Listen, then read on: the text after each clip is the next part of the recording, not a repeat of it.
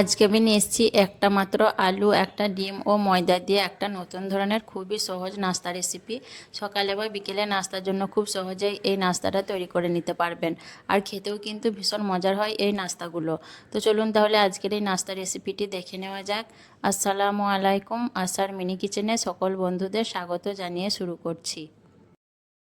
নাস্তা বানানোর জন্য এখানে আমি দেখুন 250 গ্রাম ময়দা নিয়েছি। আমি নাস্তাটা ময়দা দিয়ে বানাচ্ছি, আপনারা চাইলে আটা দিয়েও নাস্তাটা তৈরি করে নিতে পারেন। তো এখন আমি এর মধ্যে দিয়ে দিচ্ছি স্বাদ মতো নুন, দিয়ে দিচ্ছি 1 চামচ চিনি চা চামচে, দিয়ে শুকনো উপকরণগুলো আমি হাত দিয়ে বেশ ভালো করে একটু মাখিয়ে নেব। আর চিনিটা দিলে নাস্তাটা খেতে বেশ ভালো লাগবে, হালকা মিষ্টি মিষ্টি একটা ভাব আসবে, তার জন্য চিনিটা আমি ব্যবহার করেছি। দিয়ে বেশ ভালো করে শুকনো উপকরণগুলোকে মাখিয়ে নিলাম। এখন আমি এর মধ্যে দিয়ে দিচ্ছি চা চামচে 4 চামচ সাদা তেল ময়নের জন্য।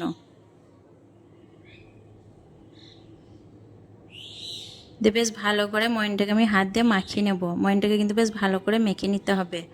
আর খাস্তা যদি করতে চান খুব বেশি নাস্তাগুলোকে, তাহলে তেলের পরিমাণটা আর একটু বাড়িয়ে দিয়ে দেবেন। তারপর দেখুন আটাটা যখন এরকম মুঠো বেঁধে আসবে তখন বুঝে নিতে হবে ময়নটা বেশ ভালোভাবে মাখা হয়েছে। তো ময়নটাকে বেশ ভালো করে আমি মাখিয়ে নিয়েছি। তারপর এখন আমি এর মধ্যে অল্প অল্প করে পানি দিয়ে বেশ ভালো করে ময়দাটাকে মাখিয়ে নেব। আর পানিটা একবারে দিতে যাবেন না, অল্প অল্প করে পানি দিয়ে বেশ ভালো করে ময়দাটাকে মেখে নিতে হবে। তো দেখুন আমি অল্প অল্প করে পানি দিয়ে বেশ ভালো করে মেখে একটা ডো তৈরি করে নেব। তারপর দেখুন অল্প অল্প করে পানি দিয়ে আমি বেশ ভালো করে ডোটাকে তৈরি করে নিয়েছি। বেশ ভালো করে মধ্যে একটা মসৃণ ডো আমি বানিয়ে নিয়েছি। দেখুন দেখে বুঝতে পারছেন কত সুন্দর মসৃণভাবে ডোটা তৈরি হয়েছে।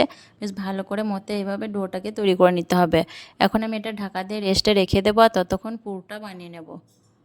তারপর আমি কড়াইয়ে পরিমাণ মতো সর্ষের তেল গরম করে নিয়েছি। এখন দিয়ে দিচ্ছি ছোট চামচে 1 চামচ গোটা কাঁচা জিরে, দিয়ে নাড়াচাড়া করে জিরেটাকে বেশ ভালো করে একটু ভেজে নেব।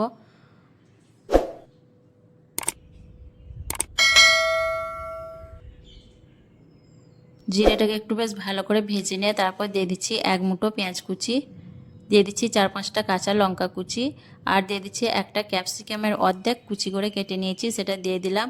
দিয়ে নাড়াচাড়া করে একটু ভেজে নেব, যাতে পেঁয়াজ আর ক্যাপসিকাম কুচিটা একটু নরম হয়ে যায় এবং ক্যাপসিকামে যে একটা কাঁচা গন্ধ থাকে সেই গন্ধটা যাতে চলে যায়। তার জন্য আমি 2 মিনিটের মতো নাড়াচাড়া করে ভেজে নেব। 2 মিনিটের মতো পেঁয়াজ আর ক্যাপসিকাম কুচি ভেজে নেওয়ার পর দিয়ে দিচ্ছি একটা বড় সাইজের আলু।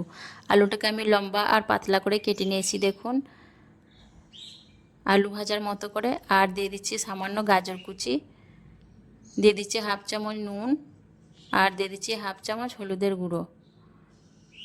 দিয়ে নাড়াচাড়া করে 2 মিনিটের মতো আমি আলু আর গাজরটাকে ভেজে নেব, যাতে নুন হলুদটা বেশ ভালোভাবে আলু আর গাজরের সঙ্গে মিশে যায়। 2 মিনিটের মতো নাড়াচাড়া করার পর এক কাছে করে দিলাম আলু আর গাজরগুলোকে। দিয়ে ঢাকা দিয়ে আমি একদম মিডিয়াম ফ্লেমে 4-5 মিনিটের মতো হতে দেব। 4 মিনিট পর আমি ঢাকনা খুলে নিচ্ছি, দিয়ে একটু নাড়াচাড়া করে নেব। আর ঢাকনা দেওয়ার ফলে দেখুন আলু আর গাজরটা কিন্তু অনেকটাই নরম হয়ে গেছে। এখন একটু নাড়াচাড়া করে নিয়ে এর মধ্যে আমি কিছু মশলা অ্যাড করে দেব। দিয়ে দিচ্ছি সামান্য ভাজা জিরে গুঁড়ো, সামান্য ভাজা ধনে গুঁড়ো, আর দিয়ে দিচ্ছি 1 প্যাকেট ম্যাগি মশলা। এখানে আমি ম্যাগি মশলা অ্যাড করেছি, আপনারা চাইলে ম্যাগি মশলার পরিবর্তে চাট মশলাও ব্যবহার করতে পারেন। দিয়ে আমি আবারও নাড়াচাড়া করে 2 মিনিটের মতো ভেজে নেব। আলু গাজর আর মশলা একসঙ্গে করে 2 মিনিটের মতো নাড়াচাড়া করে ভেজে নেব। 2 মিনিটের মতো নাড়াচাড়া করে ভেজে নেওয়ার পর এখন আমি কড়াইয়ে এক সাইডে আলুটাকে লাগিয়ে দিলাম। তারপর আমি এর মধ্যে একটা ডিম ভেঙে দিয়ে দিচ্ছি, আর দিয়ে দিচ্ছি সামান্য নুন ডিমের মধ্যে। দিয়ে নাড়াচাড়া করে ডিমটাকে আমি একটু বেশ ভালো করে ঝুরঝুরে করে ভেজে নেব। এভাবে করে একটু নাড়াচাড়া করতে থাকবো অনবরত, তাহলে ডিমটা বেশ ঝুরঝুরে করে ভাজা হয়ে যাবে।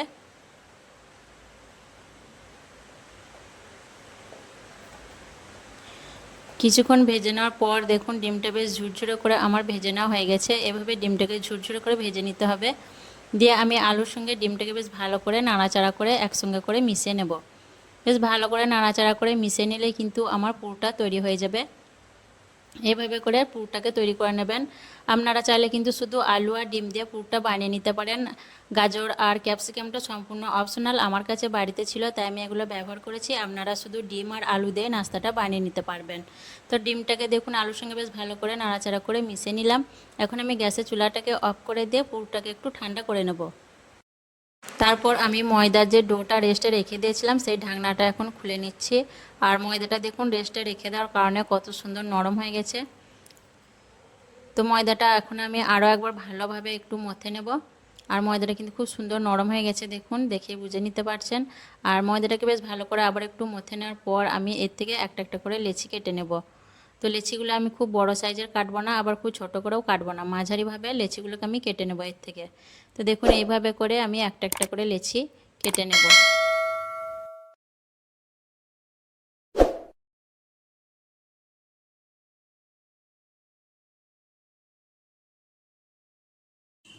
তো একে একে করে সবগুলো লেচি আমি কেটে নিয়েছি। এর থেকে আমার 5টা লেচি তৈরি হয়েছে। এখন লেচিগুলোকে গোল পাকিয়ে নিয়ে তারপর আমি বেলে নেব। তার জন্য দেখুন বোর্ডের উপরে আমি একটু ময়দা ছড়িয়ে নিলাম, দিয়ে একটা লেচি নিয়ে নিয়েছি, বেশ ভালো করে গোল করে নিয়েছি। দিয়ে এর থেকে আমি একটা পাতলা করে রুটি বেলে নেব এই লেচি থেকে। তো স্বাভাবিক যেমন আমরা রুটি বেলি সেইভাবেই আমি একটা পাতলা করে রুটি বেলে নেব। তারপর দেখুন আমি রুটিটা বেশ ভালো করে বেলে নিয়েছি, পাতলা করে একটা রুটি বেলে নিয়েছি। আর রুটিটাকে একটু পাতলা করেই বেলে নিতে হবে। তারপর আমি যে পুরটা বানিয়ে রেখেছিলাম সেই পুর থেকে দেখুন 1 চামচ করে নিয়ে রুটির মাঝখানে বসিয়ে দিচ্ছি। আর পুরটা আমি একটু বেশি করেই দেব, তাহলে নাস্তাটা খেতে বেশ ভালো লাগবে। যেহেতু ঘরেই যখন বানাচ্ছি তখন পুরটা একটু বেশি করেই দেব। পুরটা দেওয়ার পর আমি রুটির সাইডটা দেখুন পানি লাগিয়ে নিচ্ছি। পুরো রুটিটার সাইডগুলোকে আমি ভালো করে পানি লাগিয়ে নেব, এতে করে নাস্তাটা বেশ ভালোভাবে সিল হবে, ভাজার সময় খুলে যাবে না। তো 4 সাইডে বেশ ভালো করে পানি লাগিয়ে নিলাম। তারপর দেখুন আমি রুটিটাকে এক সাইড থেকে পুরের উপরে বসিয়ে দিচ্ছি। এইভাবে করে রুটিটাকে বেশ ভালো করে বসিয়ে নিতে হবে। তারপর আবারও এক সাইড দেখুন আমি বেশ ভালো করে বসিয়ে নিচ্ছি, দিয়ে হাত দিয়ে আলতো হাতে একটু বসিয়ে দিচ্ছি। আর আপনারা ভালো করে দেখলেই বুঝে নিতে পারবেন কিভাবে নাস্তাটাকে আমি তৈরি করে নিচ্ছি। আবারও এই সাইডগুলো দেখুন আমি পানি লাগিয়ে নিচ্ছি বেশ ভালো করে 2 সাইডে। এইভাবে করে পানি লাগিয়ে নিলে নাস্তাটা ভাজার সময় খুলে যাবে না, সিলটা বেশ ভালোভাবে হবে। পানি লাগিয়ে নেওয়ার পর দেখুন আবারও আমি এই দিকটা বেশ ভালো করে মুড়িয়ে দিলাম। আর এই নাস্তাটা তৈরি করা কিন্তু খুবই সহজ, যে কেউ বানিয়ে নিতে পারবে একবার দেখলেই। তো আবারও এক পিঠ দেখুন এইভাবে করে আমি লাগিয়ে নিলাম। তো এইভাবে অবশ্যই নাস্তাটা বানিয়ে নিতে পারবেন, খুব সহজ একটা পদ্ধতি। তো একটা নাস্তা দেখুন আমার তৈরি করা হয়ে গেল। এইভাবে নাস্তাগুলো আপনারা খুব সহজেই তৈরি করে নিতে পারবেন। আর বাকি নাস্তাগুলোকেও আমি একইভাবে তৈরি করে নেব। সবগুলো নাস্তা তৈরি করানোর পর আমি এদিকে চুলাতে বেশ কিছুটা ফ্রাই প্যানে সাদা তেল গরম করে নিয়েছি, দিয়ে একে একে করে আমি নাস্তাগুলোকে দিয়ে দিচ্ছি। আর এই পর্যায়ে আমি গ্যাসের ফ্লেমটাকে মিডিয়ামে দিয়ে দিয়েছি, দিয়ে নাস্তাগুলোকে তেলের মধ্যে ছেড়ে দিচ্ছি। এক বেচে আমার যটা নাস্তা ধরবে দিয়ে দিচ্ছি। আর নাস্তাগুলো আমি কিছুক্ষণ হতে দেবো এক পিঠ, তারপর উল্টো পাল্টা করে ভেজে নেব। নাস্তাগুলো নিচের দিকটা একটু হওয়ার পর আমি নাস্তাগুলোকে একবার পাল্টে নিচ্ছি দেখুন। আর নাস্তাগুলোকে কিন্তু অবশ্যই মিডিয়াম টু লো ফ্লেমে ভেজে নিতে হবে, তাহলে খুব সুন্দরভাবে উপর থেকে ভিতর অবধি ভাজা হবে। নইলে কিন্তু নাস্তার উপরটা হয়ে যাবে আর ভিতরটা কাঁচা থেকে যাবে, তখন নাস্তাগুলো খেতে ভালো হবে না।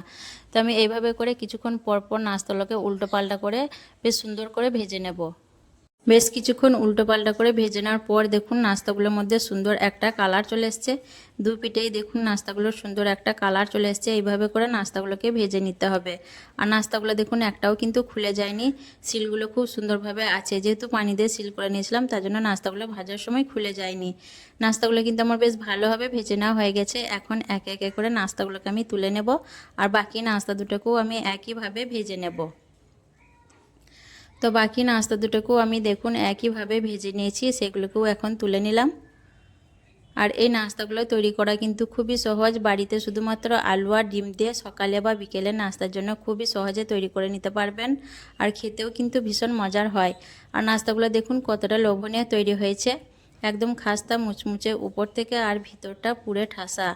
তো আমি একটা নাস্তা আপনাদের ভেঙে দেখিয়ে দিচ্ছি, দেখুন কতটা লোভনীয় হয়েছে, ভিতরে একদম পুরে ঠাসা আর খাস্তা মুচমুচে, খেতে কিন্তু ভীষণ মজার হয়। তো অবশ্যই একবার বাড়িতে এইভাবে বানিয়ে দেখবেন, তৈরি করাও কিন্তু খুবই সহজ।